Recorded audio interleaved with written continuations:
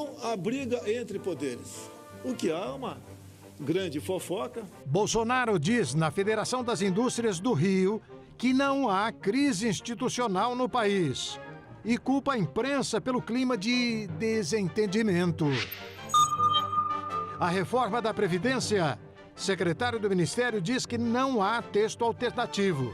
Mudanças a serem feitas por políticos do Congresso devem ser em cima da proposta do governo. Alta do dólar assusta. Na sexta-feira, valor chegou a R$ 4,12. Anúncio do Banco Central conteve a moeda nesta segunda.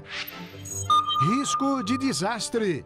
Barragem de Barão de Cocais em Minas pode romper. Periga acontecer ainda esta semana. Governador está assustado. Pior do que um fato ruim é a possibilidade de um fato ruim acontecer. Como a barragem que está aí se movendo. A chacina do Pará. 11 pessoas mortas a tiros. Há sinais claros de execução. Polícia acredita em tráfico de drogas. Começa agora RB Notícias, com Hermano Hennig e Camila Smith.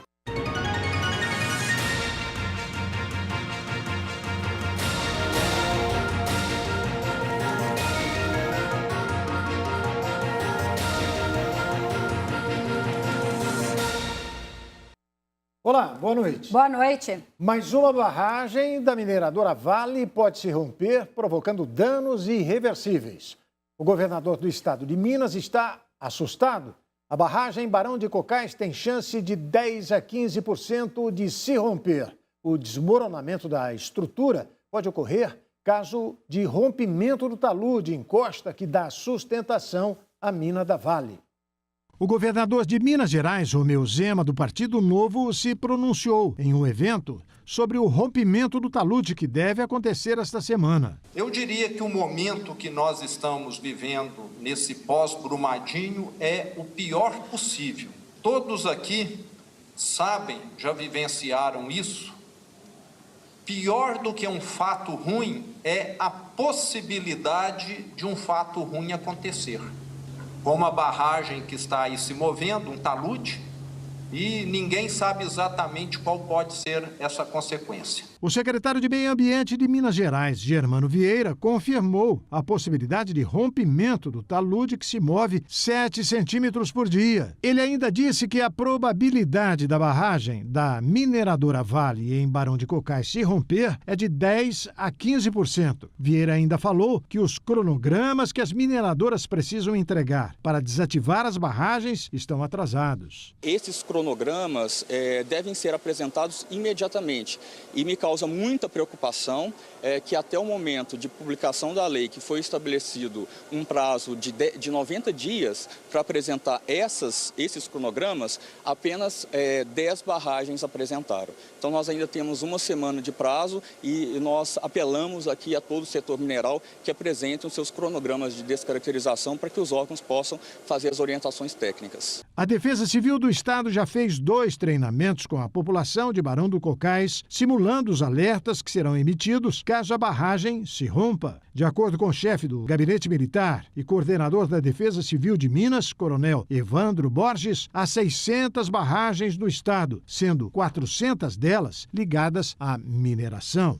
O que a gente faz aqui hoje é trazer os coordenadores municipais para a gente poder capacitá-los a estarem atuando, elaborando, fiscalizando, atuando no dia a dia em face dos planos de contingência que nós temos que ter, eles bem elaborados, bem concatenados e, acima de tudo, que a população saiba como atuar em face desses riscos que nós vivemos no dia a dia, que são as barragens.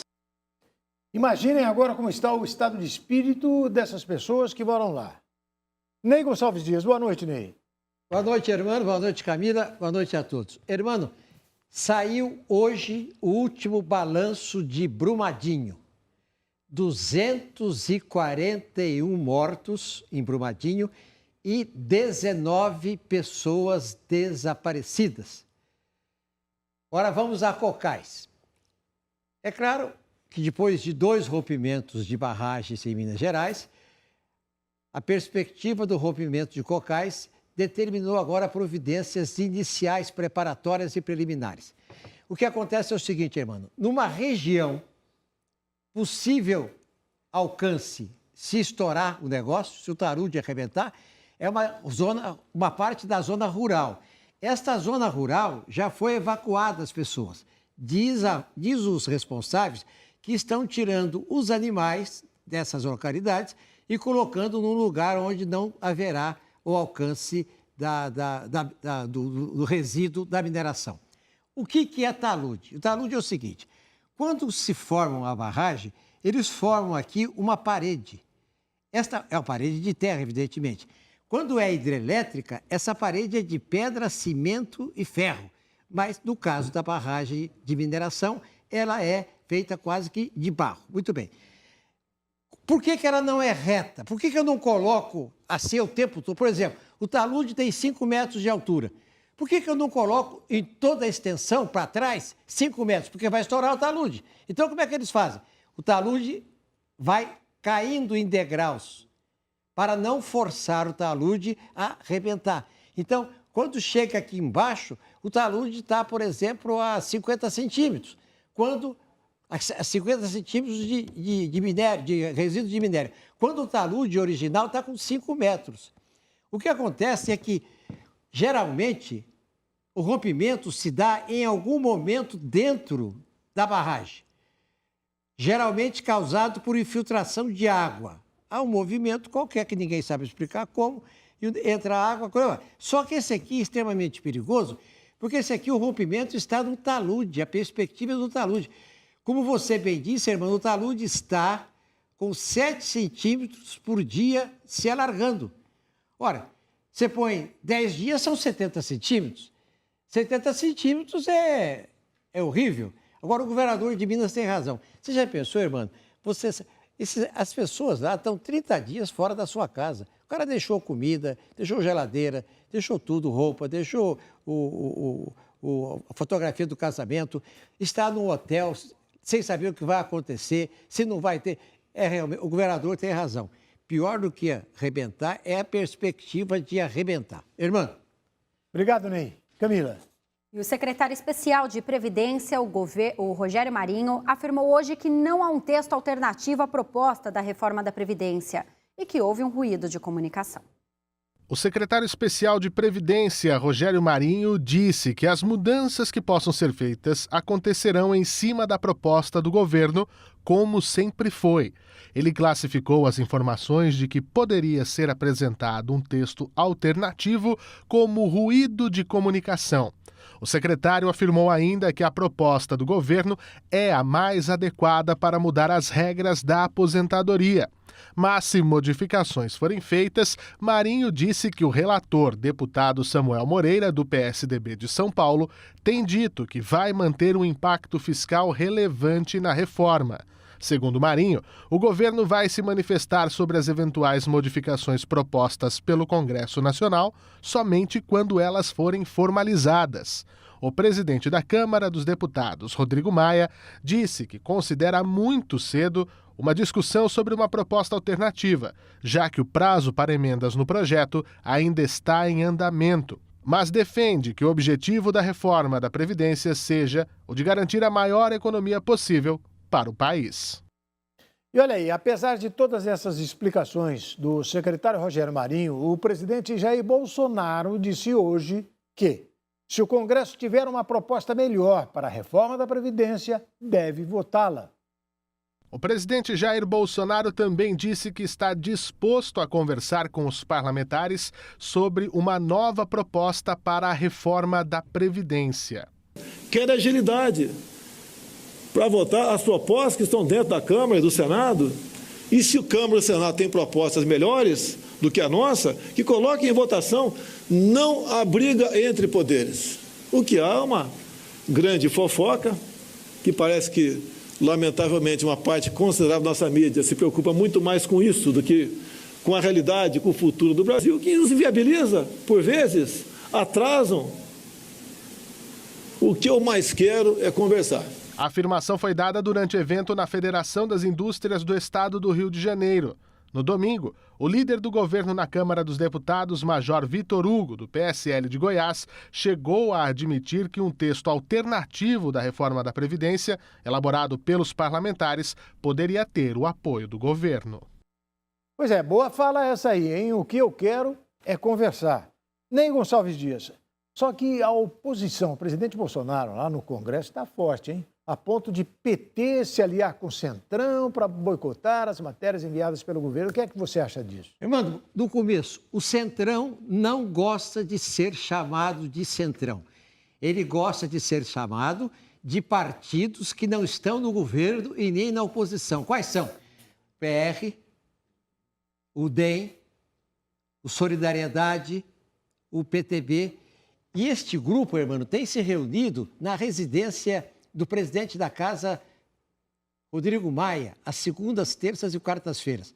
O Rodrigo Maia é apontado como uma espécie de coordenador desse que nós chamamos, que você chama eu também de Centrão. Pois bem, o Centrão tem 238 votos. É o maior bloco da Câmara Federal.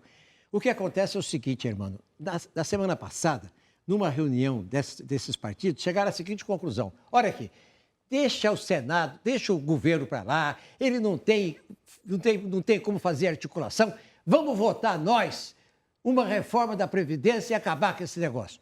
Aí um deputado da Paraíba, do PR, falou, olha, nós vamos apresentar um projeto. Aí, quinta, sexta, sábado, fim de semana, as redes sociais e a imprensa divulgaram que a Câmara ia apresentar um novo projeto. Acontece que as pessoas são danadas, viu, irmão? O deputado da Paraíba ligou imediatamente para o Rodrigo Maia e falou, eu não falei nada disso. Eu não falei que tem projeto, até porque não tem projeto nenhum, irmão. Esse projeto que está aí, faz 20 anos que está aí, irmão. Ele veio do Fernando Henrique Cardoso. Fernando Henrique não conseguiu aprovar, o Lula não conseguiu aprovar, a Dilma não conseguiu aprovar, o Temer não conseguiu aprovar e o Bolsonaro quer aprovar agora. Então é um negócio que demorou 20 anos para ser feito. O que vai ter na comissão especial são substitutivos. O que é substitutivo? É o deputado ou líder do partido dizer, olha, com relação à idade, eu não quero 65, eu quero 64. O outro, com relação à previdência rural, eu quero isso e não quero aquilo. E vai ser votado, isso vai ser aprovado, irmão. Hoje existe um consenso na Câmara dos Deputados que se não votar a Previdência, a vaca vai para o brejo, isso aqui vai acabar. Só que eles vão votar de acordo com aquilo que eles acham que deve entrar e que deve sair da reforma da Previdência. Ela vai acontecer. Dizem eles que votarão a reforma da Previdência, apesar do governo federal. E o dólar, hein, Camila? Esse cenário fez o dólar fechar praticamente estável hoje, depois de uma valorização expressiva na última sexta-feira, passando dos R$4. A crescente tensão entre o Palácio do Planalto e o Congresso Nacional tem mantido a moeda americana em alta. Hoje apresentou uma leve queda de 0,13%, levando o dólar a R$ 4,10. Mas na sexta-feira, a moeda americana fechou em R$ 4,12. Essa queda só aconteceu por causa do anúncio feito pelo Banco Central de que fará até quarta-feira leilões de venda de dólar com compromisso de recompra de até 1 bilhão e 250 milhões de dólares por dia. Para analistas, o dólar deve se manter em alta pelos próximos dias, por causa do cenário político, que tem consequência direta no valor da moeda americana. A seguir, sinais claros de execução no assassinato de 11 pessoas em Belém do Pará. Polícia acredita que por trás dessa chacina haja disputa pelo tráfico de drogas. Veja daqui a pouquinho, depois do intervalo. Nós voltamos já.